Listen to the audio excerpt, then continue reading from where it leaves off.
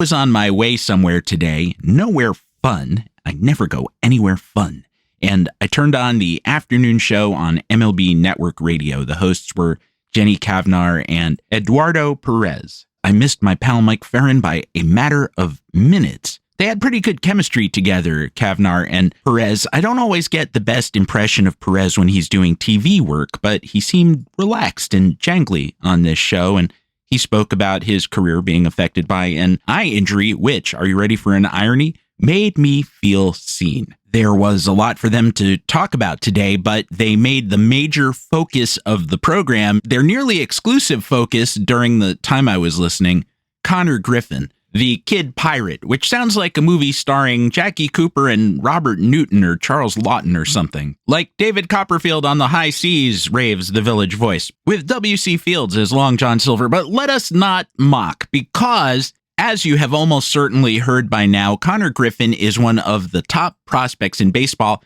if not the top prospect, and he was called up today, as I say these words, after signing one of those "you throw me the idol and I'll throw you the whip" contracts, or more aptly, "you sign the contract, lad, and give us cost certainty, and we'll stop manipulating your service time." Manipulating your service time sounds a little bit like sexual innuendo, like a metaphor for some act or another, but it isn't. It's a business thing, in baseball at least. But either way, however you want to look at it, Griffin yielded to these advances, and he has now arrived. He had sort of a rough spring training. Some of us thought he might actually make the team, but he struggled a bit after getting off to a very hot start. You might recall with a couple of home runs roughly in game one, but he went down to AAA, had just a few games and went something like 8 for 16. And they said, "Oh, okay, put your name on the dotted line and we will deem you ready." We pronounced this bridge open. The bridge to the future. It's always a big story when the top prospect in baseball comes up. Griffin is a shortstop. He was the 9th overall pick in 2024 out of Jackson Prep in lovely downtown Flowood, Mississippi. Last year, he played his way from A-ball to AA and hit .333 with a .415 on-base percentage, a .527 slugging percentage. That includes 21 homers. He also stole 65 bases in 78 attempts.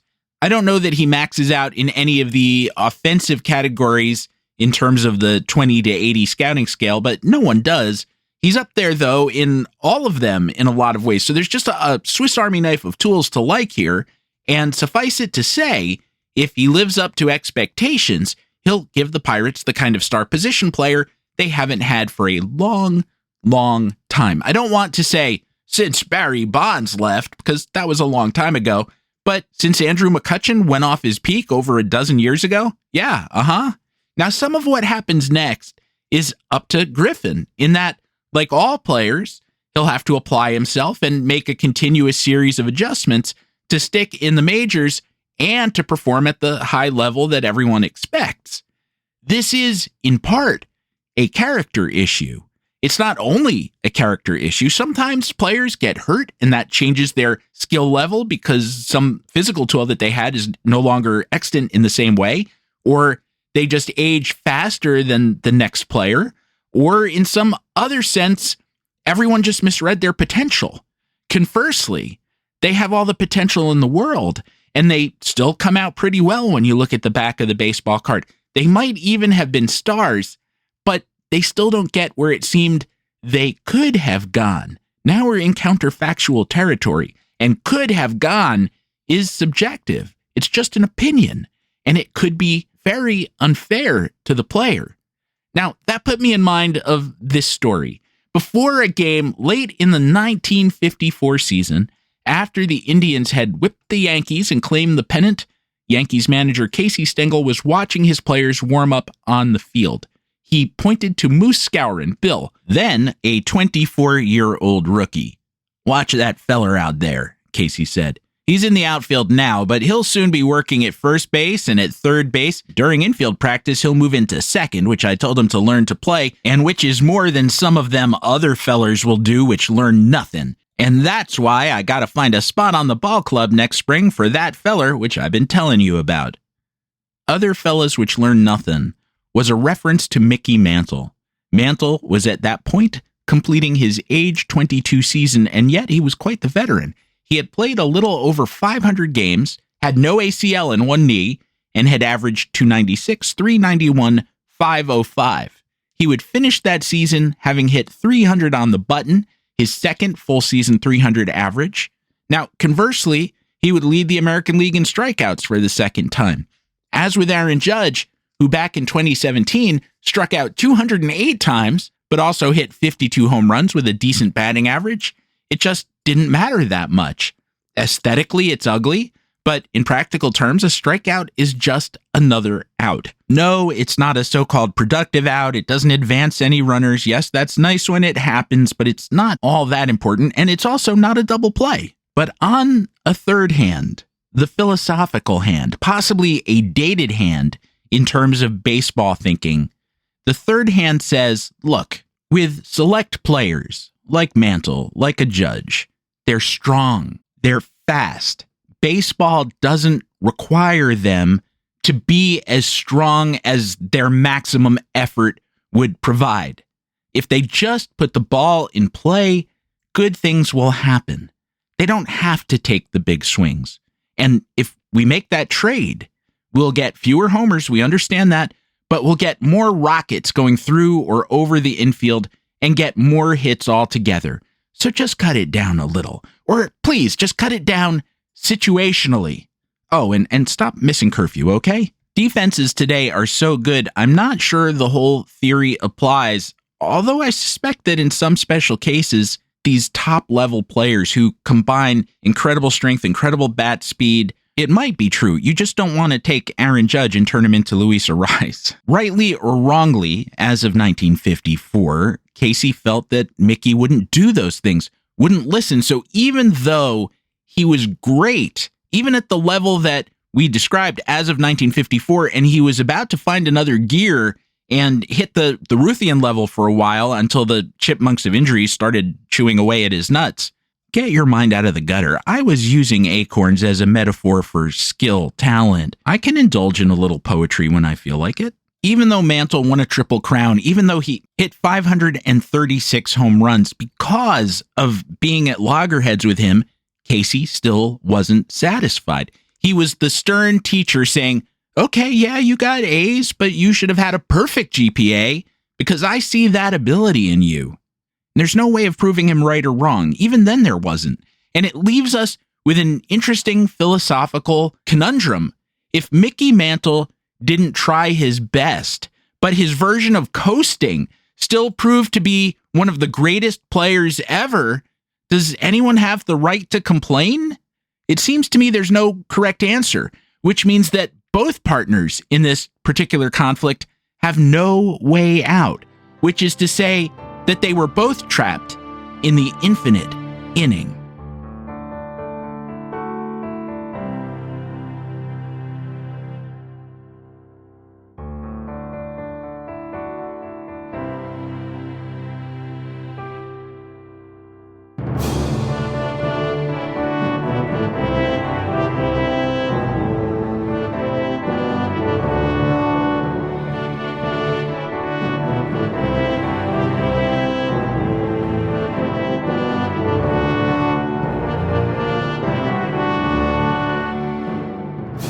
Well, hello there, and welcome back to the show, Infinite Inning. What number is this? Number 369 in an ongoing series. I am, as I ever was and ever shall be, your congenial host, Stephen Goldman, for both all and this latest installment of the series. Series of what? Series of temporal adventures in which we hop in our time machine on a trip to the past on a mission to better understand the present. The name of the time machine is the great American game of baseball, which is all too often a microcosm of American society itself in any of its many eras, and as we saw in the first segment, sometimes a microcosm of our interpersonal relations. What do we expect from each other? I'm talking about our closest friends, our spouses, or girlfriends or boyfriends, depending on your orientation, our parents or our children. No doubt every one of those people will disappoint you at some point during the course of your relationship. And you, in turn, will disappoint them as well, whether you mean to or not. we all have our limitations, and sometimes we run up against them. Precisely at the moment that someone needs us, and because they need us, possibly due to the way that they need us, which again is an interesting question in the Stengel-Mantle push and pull. Early on, Stengel looked at Mantle and said he has it in his body to be great. That leaves out his mind, and I'm not trying to say that Mantle had an inferior mind, although I admit that when I was researching my Casey book, I talked to one of his old-time teammates, I won't say who, and they strongly implied that. I don't think they meant stupid. I think they meant simple, which may or may not have a bearing on the case at hand, but just as you wouldn't look at a player who scouts have graded out at 40 speed, maybe he's a very thick-legged catcher, and burden him with the expectation that he's going to steal 40 bases a year, that would be deleterious for the team because he's going to be caught stealing 40 times maybe. If you had the ability to say that in terms of flexibility, in terms of ability to adapt to new information, someone has a 40 grade, I don't mean their whole brain. I'm not trying to be insulting. I'm just talking about one key character trait. And that trait is a hard one for most people. It's the ability to change. When I was a young kid, I had a great aunt and uncle on my mother's side who they were a lovely couple together, fun to be around. But what we would today call their lifestyle was deleterious in that they were both overweight to the point of being obese. They ate out all the time, and it wasn't salads they were ordering, and they both smoked a lot. And somewhere around the time that I was 8 or 9 years old, some doctors took my great aunt in particular aside and said, look, you will change or you will die. And she didn't change. More fried food, more Lucky Strikes, and she soon did die, something that I regret to this day, and I'm sure many other members of my family did too over time. I regret every empty seat at the table that used to be filled, but should I be angry at her for her fatal coronary? She had plenty of warning. It will go better for you if you do this or stop doing that. She was incapable of listening because, as we all know, what she had to do to save her life are two of the hardest stunts that a human being can attempt: quitting an addictive substance and reining in our abuse of another one, which is the thing that gives us life, meaning food, and often is one of the things that gives us joy. She was not up to the challenge, nor did she have a lot of time to try to meet it either, but I don't think she did. Well, Mantle is similar in a way, maybe, if you accept Casey's framing. And I'm not even talking about his alcoholism, which ultimately killed his liver and therefore killed him. Every one of us has, to a greater or lesser extent, a little kid inside of him. And taming this aspect of ourselves is for some of us a challenge. We are told we must do something for our own benefit, and this little kid inside of us folds its arms and says, I don't wanna. And sometimes we can dismiss that voice and get on with the job that has to be done, and sometimes we can't. And if you innately have a lower than average ability to discipline that inner child, by you, I mean generic you, not you personally, that is going to lead to frustration for everyone. And it's as unfair to ask, in a sense, even if you really need that thing, as it would be to expect that stocky catcher to steal 40 bases, or 30, or 20, or even 10. So you've been listening for about 13 and a half minutes now, and you might have noticed that my voice is a little off from where it normally is. I've had this weird affliction the last few days. I had it once before, many, many years ago. I found myself sitting outside of the headquarters of Barks Root Beer in Biloxi, Mississippi. At night, I was waiting for a train that had been greatly delayed, and I was marinating in this sultry, swamp-like miasma coming off of the Gulf, I guess.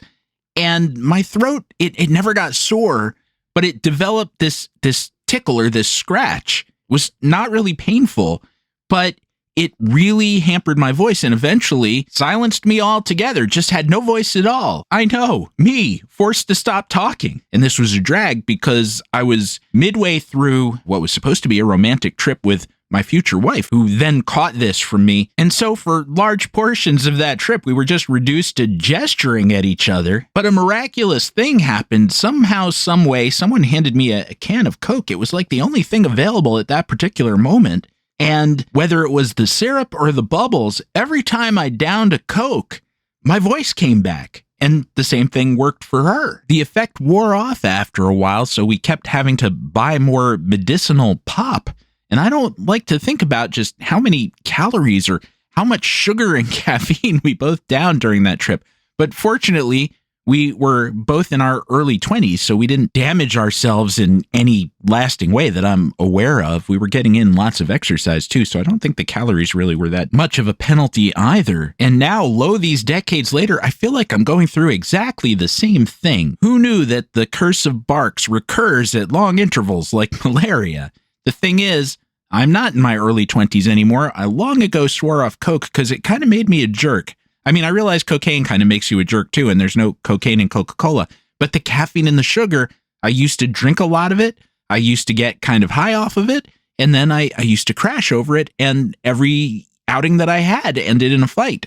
Fortunately, I figured that out largely before I did meet my future wife, so we haven't had that experience together. She thinks of me as a nice person. Now, what you're not hearing is that I'm constantly pausing the recording and turning off my microphone and clearing my throat because there is this sensation of barnacles adhering to my vocal cords. And if anyone has any suggestions, I'm wide open to them, but I'm just going to persevere here as much as I possibly can and just move on from this section pretty rapidly and get to Act 2 of the show before I'm not able to speak at all. Have you ever really looked at a barnacle? One of many of nature's creatures, which I find kind of disgusting to look at, but the feeling is probably mutual, so I guess no one can really have hurt feelings. Very briefly, at Baseball Prospectus this week, I wrote my semi-annual remembrance of the 1948 A's, a team which got out to a really nice start, full of sound and fury, and signifying in the long run nothing, but for a while the fans could feel excited. And that is what this time of the baseball season is for. I included my obligatory discussion of the 1987 Brewers, who went 13-0 at the top of the season, and then almost immediately played their way back to about 500 before finishing strongly, but this was the era before the wild card, so that too meant nothing. Possibly my efforts too meant nothing, but if you do read it, I hope that you enjoy it. As I warned last week, this week was an off week for Dead Player of the Day over at Patreon. I do intend to get them started at some point again in the coming week. I might not proceed with the same alacrity that I did before because I have a kind of competing claim on my time right now, a sort of freelance assignment. I'm not sure how long it will last. That popped up unexpectedly yesterday, and I can tell you, was I thrilled. But once that is over with, I will begin batting them out on the regular. I guess I've been averaging about 4 a week, and that will be our pace going forward. That is, assuming I can get this other thing out of the way. One way or another, though, we are rocketing to 100 or bust. And for those of you who were nice enough to say, after I reported that part of the reason that I was taking this week away from Dead Player of the Day was to go through this raft of doctor's appointments, which I have every 6 months, that you hope they turned out well, so far so good. I don't know if you could hear me knocking wood there. The goal, of course, is to not end up as a Dead Player of the Day oneself, and so far no one has indicated that that's imminent. However, I saw my endocrinologist today. If you've had thyroid cancer, then you have an endocrinologist as a permanent appendage. And he was, as always, very professional, very good at explaining to me the various blood results that we were tracking. But since I have so many that need to be tracked due to the vicissitudes that I've had, he just can't help but saying, "You're so complicated. You're so weird. Why are you going through all this stuff?" I don't know. I'm not choosing to do it. But it's amusing to me because he's a very veteran guy, and you'd think he's seen it all. But apparently I'm something new in the world of chemistry sets, and he literally, he does this every time, and I've been seeing him for 17 years. He leaves the room shaking his head and kind of muttering and going, "This guy's tough. I just don't get it. I don't know." But I'll take that so long as it doesn't come with any dire warnings attached. You know what else comes without a dire warning attached to it? Our second segment today, the one that we'll hit right after a break. This is just a fun story about a fluke play and a more or less forgotten player, unless you're a reader of Don DeLillo's novels. call me a Philistine, but having read a couple of his novels prior to the one in question, I'm not going to get into this a lot. Don't worry, there was no assigned reading for this course. I waded into this particular novel from the late 90s with a great deal of enthusiasm because it begins with just a wonderful, epic description of one of the most famous events in baseball history. And I was rapt. And then you flip a page once that section is over and it's dropped and gone, and it slows down. And I dropped it, and I haven't picked it up in nearly 30 years. I know I'm not alone in that because subsequently, the baseball chapter, the first long chapter of the book, was lopped off and sold, published as its own novella. I might have the order of operations there wrong. Maybe the short story preceded the novel and he just folded it in there for no particular reason. Maybe some of you who have finished the novel, which is called Underworld, will write me and say, "You idiot, it all ties together in the end about 900 pages later." And if so, I stand corrected. I will figure out which shelf I parked it on and will read it immediately. The novella or short story, whatever you want to call it, the detached baseball section, is called Pafko at the Wall. Whether you've read the DeLillo book or not, many of you already know which event I'm referring to. It's not really a big part of the story I want to tell. I just want to talk about Andy Pafko a little bit in general and just spend a few minutes on a specific play. There's nothing deep about this play, nothing especially meaningful. It's just one of the more famous baseball screw-ups, and I just thought it would be fun for us to get into. And so, as I once again step away from the mic to cough and sputter and do other things that you probably don't want to hear about, please hang with me through this very brief intermission. Go fetch a Coke from the fridge if your metabolism can withstand it, and maybe you can sing a few bars of something, because I'm incapable right now. Not even 100 bottles of beer on the wall. That just ain't happening. But I am able to talk more with you. Wild barnacles couldn't drag me away. Oh boy, there's fuel for a nightmare.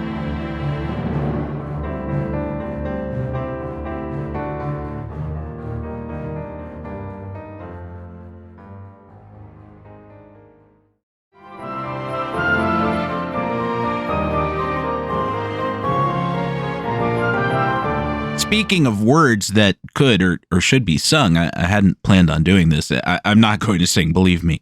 You don't want to hear that right now. But as I was beginning this segment, what popped into my head, even though this isn't the central thrust of this story, I really mean it when I say it's just a fun tale of a blown play. What popped into my head, you'll see why, is the International Workers of the World, the Wobblies anthem, which was written, as many of their songs were, by Joe Hill, who was an organizer who was later put to death for a crime he might or might not have committed. His crime may well have been trying to get people to organize and strike for workers' rights and better pay, or maybe he offed someone.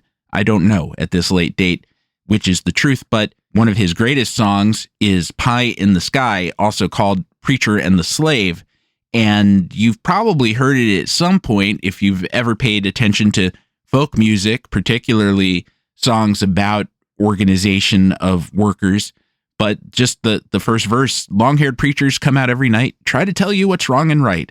But when asked about something to eat, they will answer in voices so sweet, you will eat by and by in that glorious land in the sky. Work and pray, live on hay, you get pie in the sky when you die. That's a lie. From the day that organizations like the Wobblies came into the world, there were forces on the other side that tried to write them right out of the American community, and to this day, write them out of American history, or certainly cast them as the bad guys. And they were sometimes associated with violence. I don't think they were completely innocent. There was overlap with the anarchist community, which was a thing at the turn of the 20th century, which still doesn't make a whole lot of sense to me. Maybe someone can explain it to me someday when I'm older. There was overlap with communism and socialism, which for some Americans are still the same thing. They're not, and they're not both bad. At the root of it, they were about unionization. They were a union. And unions, in theory, unions too can be corrupt in a lot of ways, as you know, but in theory, they act as a moderating force on unrestrained capitalism. Hold that thought and let's go back to the post-war years. Yeah, you have to ask which war, don't you? But usually we mean just one thing, the late 1940s, when we say post-war years. And I'll pay it off later. I'll try to anyway. So this play was, at one time, one of the more famous baseball screw-ups. I recall it appearing in one of the several Baseball Hall of Shame books that were catnip to me when I was 12, 13, and first learning about the game in a real way. I don't know if I've ever seen it mentioned since then, basically. So I thought it might be fun to go into it. Now, maybe if you're a Cubs fan, you hear about it a lot. You're in the Chicago media market, so you get, hey, remember that time we used to talk about it quite a bit? It doesn't have the gravity of Fred Merkle or the Bill Buckner play, so it's not like it would be painful to talk about it at this late date. It's probably just that we've had almost 80 years of additional trivia since then, and unlike, say, the play in 1985 when the Yankees had 2 runners thrown out at the plate on the same play, which was Dale Berra and Bobby Meacham, am I remembering that correctly? There's video of that, but there's no video of this. I haven't even found still photos. It's a really simple story, and it's similar to an event that I've talked about a lot on this show because I was actually in the ballpark for it, the 1998 playoff game in which Chuck Knobloch of those same Yankees stopped to argue a call while the play was still ongoing, allowing the entire Cleveland team to run wild around the bases. I also recall a young David Cone doing that once early in his Mets career. My memory is in a game at Atlanta.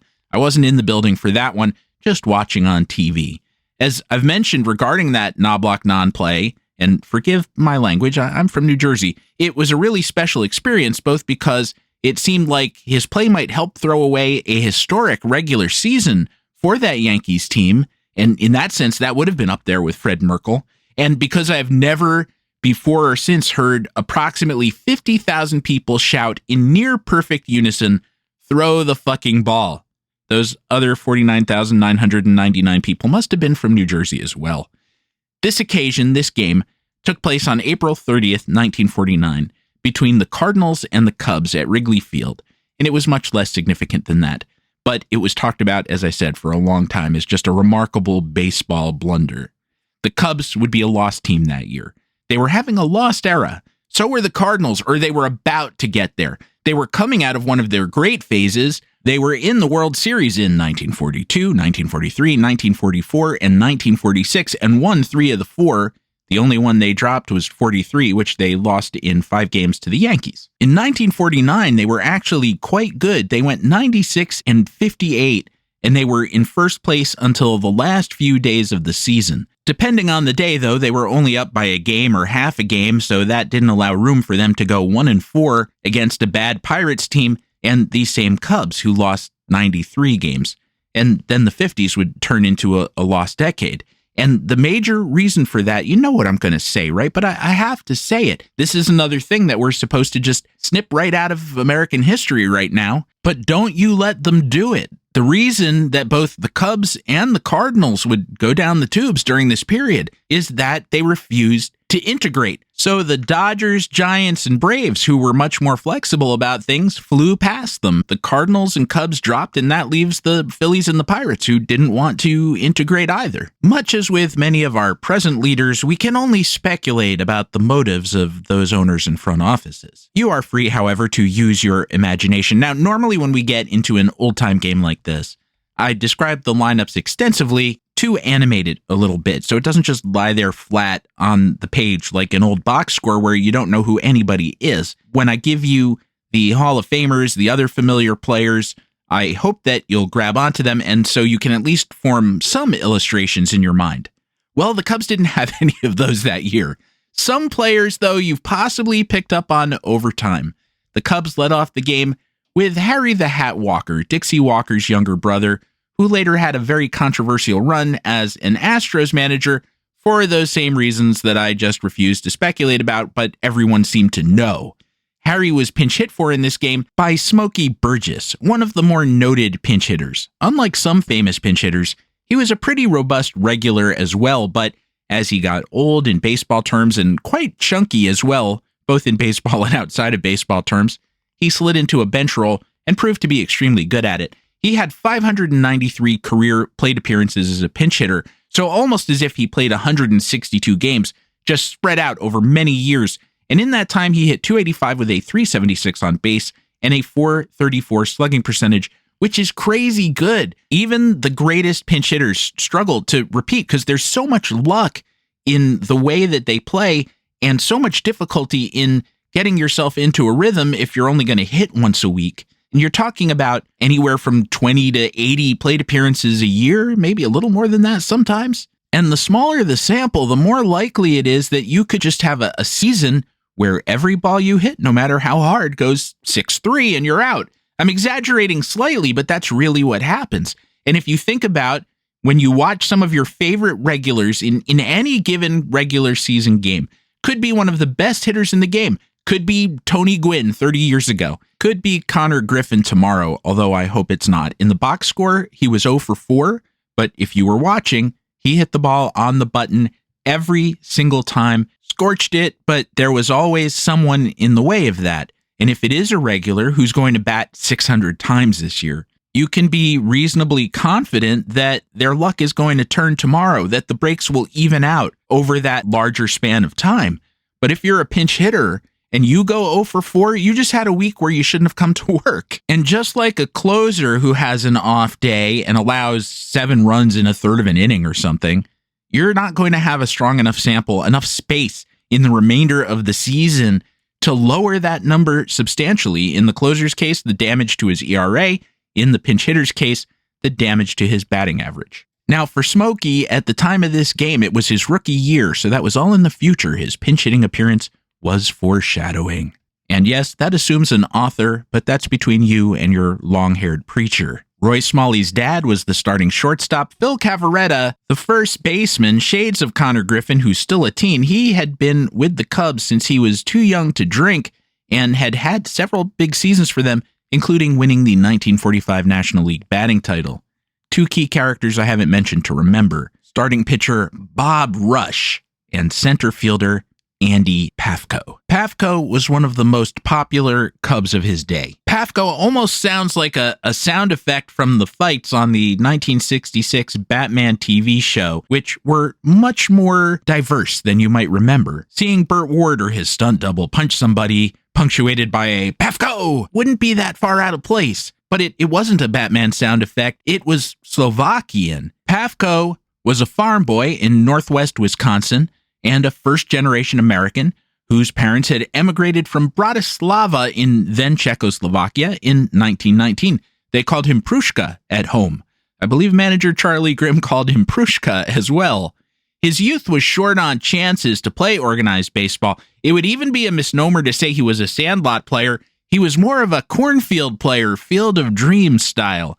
He made it to the minors by dint of a tryout with Eau Claire of the Class D Northern League. He was initially rejected by manager Ivy Griffin, who said, "Look, we're full up." But then Griffin found himself in an injury crunch.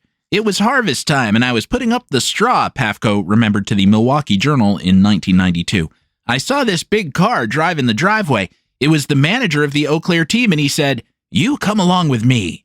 I couldn't get off that stack fast enough, take a shower, and get in the car with him." Mighty considerate of Andy Pafko to take that shower before running off to join the circus. To borrow from the musical Barnum, kiss the cat and never look back on the day you join the circus. And maybe he didn't, but the funny thing, and this is true because there were interviews with his mom at the time, his parents didn't get baseball at first. They were very proud of him later. It was a long time before they saw him play, and then they got it, and it was very emotional for the entire family, Andy Pafko himself included. Before that, though, as relatively new arrivals to this country who had not been raised in the game, wasn't their national pastime, not their nation, not their pastime when they were younger. And though I'm sure they were proud to be Americans, they just hadn't had the chance or the exposure to pick it up. They weren't quite sure what was going on at first.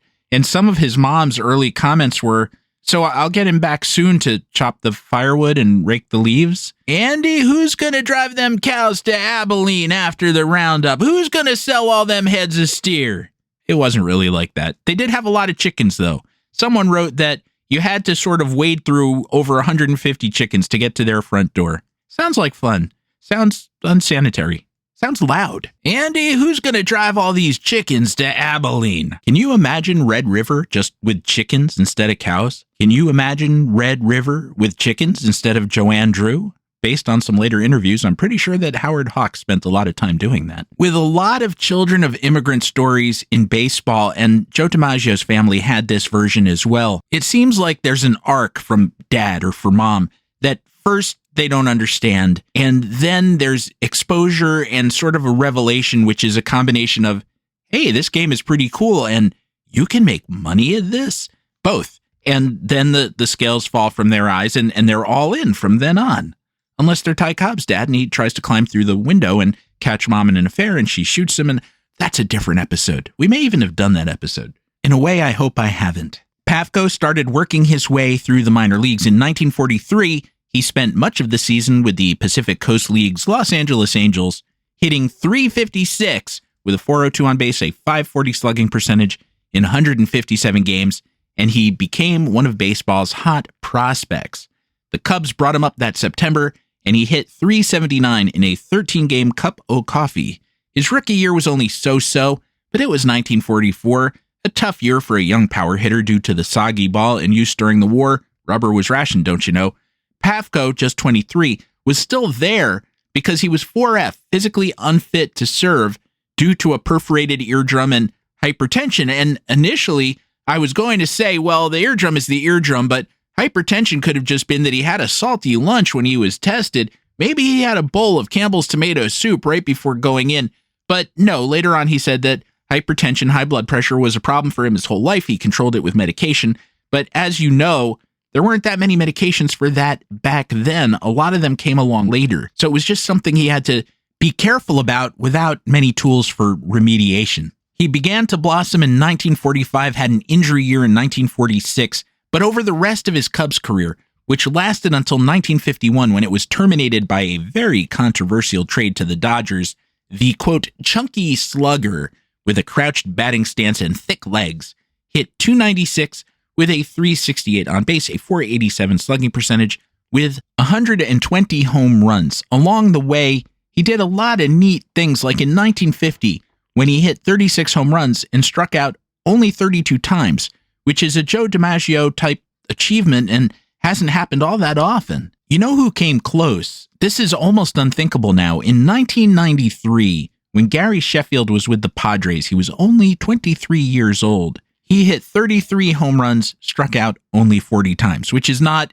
quite what Pafko did, but is probably as close as modern baseball allows.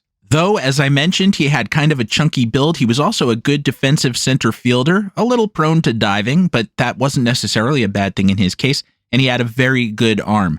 He was later moved to left field, but I don't think that was a negative reflection on his abilities as an outfielder. That arm also allowed him to spend a year at third base when Stan Hack retired and the Cubs just forgot to find a replacement. This is something else that not too many players can say. In 1947, Pafko made the All-Star team as a center fielder. In 1949, he made the team as a third baseman. And in 1950, he made it as an outfielder again, although he was a little bit of everything that year, playing 49 games at third and appearing at all three outfield positions. Now that I've told you about Andy Pafko, or as they would have said it on the Batman show, Pafko, it's not that weird, trust me. It is time for a quick break. So please hang with me through this intermission. I will use that time to find out who shoved a live cat down my throat, gosh. And on the other side, join me for the top of the ninth at Wrigley Field. Cubs leading the Cardinals 3-1. Last licks for the Birds. I wonder what will happen.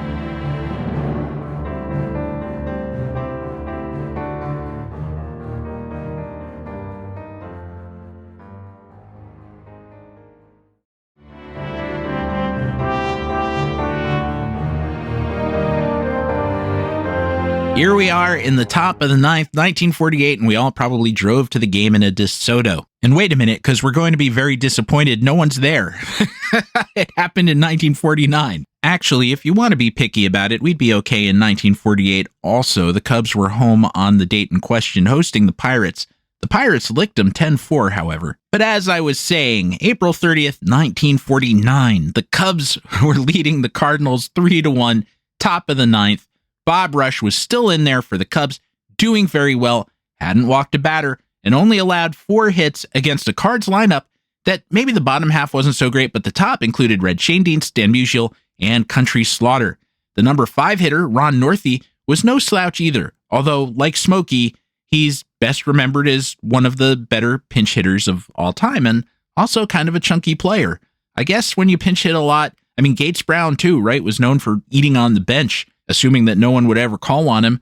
There's just something about needing to fill the time, possibly by consuming an entire package of pecan sandies. I'm slipping in a bit of autobiography there, a bit of memoir, because I actually did that after a truly bad breakup early in my breakup career. I was a very young teen, and Dr. Richard Mooring, who wrote the theme song with me for this program, was behind me in line at the grocery store as I explained that I was about to destroy myself with pecan sandies, and he said, "Don't do that." But did he slap them out of my hands? No, he did not. It was exactly like Gene Wilder as Willy Wonka saying, "No, stop, don't." Anyway, I'm still deeply ashamed of the whole thing, and I hope he is too. I'd like to argue that manager Jolly Charlie Grimm left Rush in too long, and it's kind of fun to think of Pafko's parents first hearing that name and saying, "What is this Jolly Charlie Grimm?" Rush struck out Stan Musial to open the top of the 9th, 1 down, but Slaughter doubled. Northey grounded back to Rush, so 2 outs, but Eddie Kazak singled, scoring Slaughter. No problem, 3-2, but still 2 outs, and the light-hitting first baseman, I realize that's a contradiction in terms, but that's what the Cards had that day, Rocky Nelson, was at the plate. A left-handed hitter, Nelson hit a slicing line drive the other way to Pafko in left field. Here's how the Chicago Sun-Times described what happened after Pafko dove for the ball.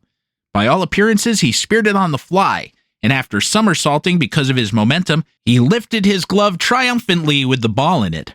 All this time, umpire Al Barlick had not left his position near second base, nor had he made any sort of signal. Pafko was halfway to the infield when Barlick suddenly gave the safe signal, meaning it was not a catch. And he couldn't believe his eyes. And in not believing the infallibility of the umpire, the game was lost, because Nelson, meanwhile, was hightailing it around the bases. Al Barlick was inducted into the Hall of Fame in 1989. His plaque says, among other things, earned respect of peers and players alike with booming basso calls, clear and decisive hand signals.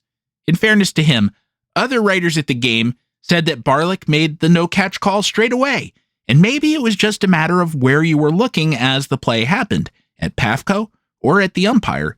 Bob Brogue of the St. Louis Post-Dispatch wrote, Pafko had been shaded around to right field for the left-handed hitter, but the wide-hipped Chicago star is a master center fielder, and even though the ball was slicing away from him in a deep part of the park, his quick start and fleet legs enabled him to gain on the drive.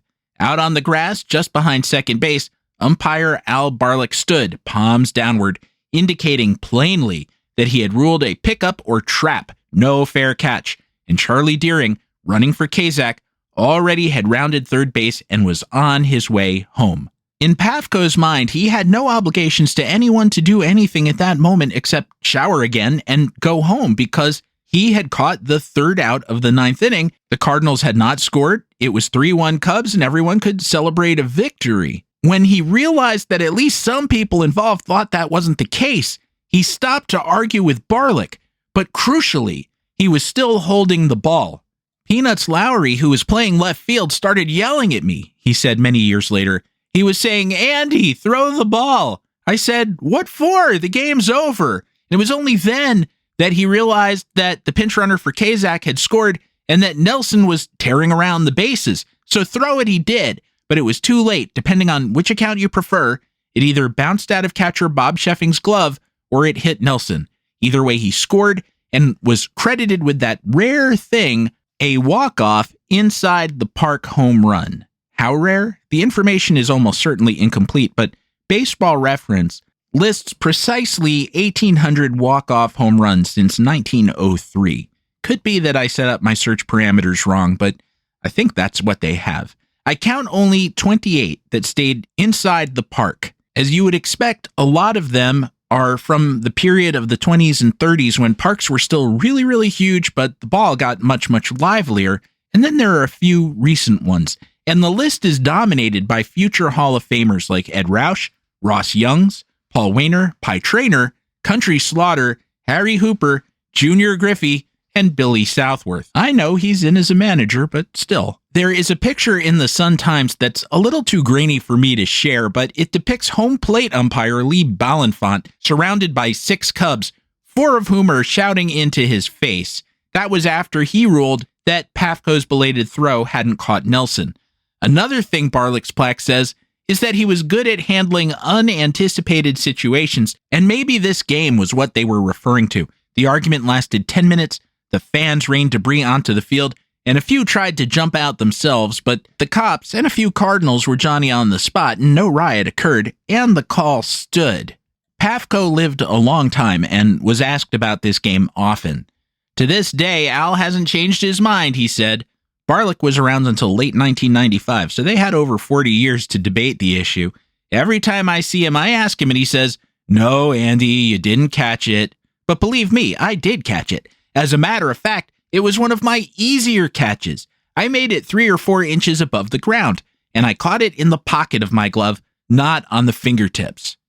Pafko might be best remembered today as the outfielder who watched Bobby Thompson's shot heard round the world sail over the wall at the Polo Grounds in 1951. That was, of course, when he was with the Dodgers. The Dodgers had been struggling to identify a regular left fielder for a long time, and he solved the problem for a couple of years. He gave the Dodgers an outfield alignment of himself in left, Duke Snider in center, and Carl Furillo in right, a combination so potent that a Dodgers official supposedly told reporters upon making the deal, "Gentlemen, we have just traded for the pennant." Pafko wasn't thrilled at first, saying, "I guess I should have been pretty well prepared. My wife wasn't, though. When I came back from the phone and told her, she started to cry. You can't blame her, really. All her roots and friends live there. She's lived there all her life. And we have a nice home out on the northwest side, not too far from Wrigley Field. The thought of packing up and moving to a new town was just too much for her. She's getting used to it now, though, especially when she starts thinking about that World Series check." Because of Bobby Thompson, he didn't get one that first year. He did pick up the loser share in 1952, and then, even though he was only going to be 32 in 1953, the Dodgers traded him to the Braves. The Dodgers general manager at that time was Buzzy Bavasi, and he told the story of that deal in his memoirs, and I very much hope it's true. He wrote, "Pafko was from Wisconsin, and the Braves had just moved to Milwaukee from Boston, so they wanted Pafko, a man with whom Milwaukee fans could identify. John Quinn, the general manager of the Braves, came to my room about 6 o'clock one night at the winter meetings. The talk came around to Pafko. 'We'll give you $75,000 for him,' Quinn said. 'Nah, you can't have him,' I said. Quinn kept ratcheting up his offer, and Bavasi kept saying no. It got later and later, and we were still talking. It was about midnight, and I was getting tired. I got up and went into the bedroom, and John followed me. I put my pajamas on and got into bed. 'I can't go more than $150,000, he said. I was in bed, and suddenly John was taking off his clothes. He took his shirt off, then his pants. 'What are you doing?' I said. 'I'm going to get in bed with you until you give me Pafko.' 'You've got him right now,' I said, and the deal was made. In Pafko's first game back at Ebbets Field as a visitor, he hit a ninth-inning homer off of Russ Meyer to give the Braves a 4-3 lead and eventually the win. When the Dodgers lost, Dick Young of the Daily News wrote, "When Walter O'Malley traded Pafko to the Braves, he received in return a fat check. Last night at Ebbets Field, the check bounced." Check, C-Z-E-C-H, get it? His folks were from, they called him Prushka. You had to be there. In terms of the World Series shares his wife coveted, as I said, he got the loser's share 3 times, actually, 1945, 1952, and 1958, and the winner's share with the Braves in 1957. He didn't hit well in any of those World Series, averaging .222 in 24 games with no home runs. He did, however, make a notable over-the-wall catch in the 1952 World Series, robbing Gene Woodling of the Yankees of a home run. The trade to the Braves did well for him, although he slipped into part-time play because this kid named Hank Aaron took his spot, and hence again, the Braves going past the Cubs and the Cardinals. He didn't seem to mind, unlike some of his Cub teammates back in the late 40s when Jackie Robinson made Henry Aaron possible. he finished his career, Pafko did, not Henry Aaron for gosh sakes, with 213 home runs. Before we leave Pafko, let me just clarify the trade that sent this very popular player from the Cubs to the Dodgers. It remains one of the worst in team history. On June 15th, 1951, which was the old trading deadline, the Cubs dealt him to the Dodgers with pitcher Johnny Schmitz, second baseman Wayne Terwilliger, and catcher Rube Walker, and in return received outfielder Bruce Edwards, outfielder Gene Hermansky, pitcher Joe Hatton, and utility infielder Eddie Miskus. One writer reviewed the trade as the deal that defies the laws of sanity.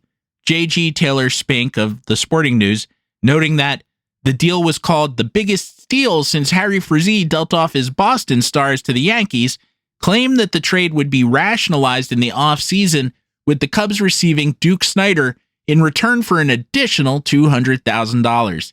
That never happened, and the trade never made any sense. Snider played for the Dodgers right through their move to Los Angeles, then had quick stops with the Mets and Giants, but he never played for the Cubs. And the deal is still very hard to understand, except perhaps as a salary dump. The Sporting News argued that the Cubs get the promised nucleus for rebuilding that will place them among the strongest teams in 1952. They went 77-77 in 1952, which was good by their standards of the period, but they didn't visit the postseason between 1945 and 1984. So, no, the players were dogs. There were no prospects in the lot. Bruce Edwards was rated the big prospect, but he was already 27, and yeah, he was trapped behind some all-time great outfielders, but he had also hit only .263, .338, .402 in Dodger blue. Everybody wants Pafko, Cubs manager Frankie Frisch said, but the truth of the matter is that I couldn't return to Chicago if I traded Andy. And he was fired, actually, and replaced by Cavaretta. But we are well into the age of the general manager at that time. In this case, it was Whit Matthews who made the deal, and it was hardly Frisch's sole responsibility. Some front offices are swayed by fan sentiment, but mostly they just do what they want to do.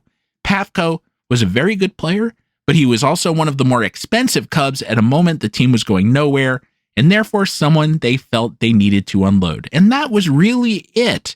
They didn't care if they got value, they cared if they got salary relief.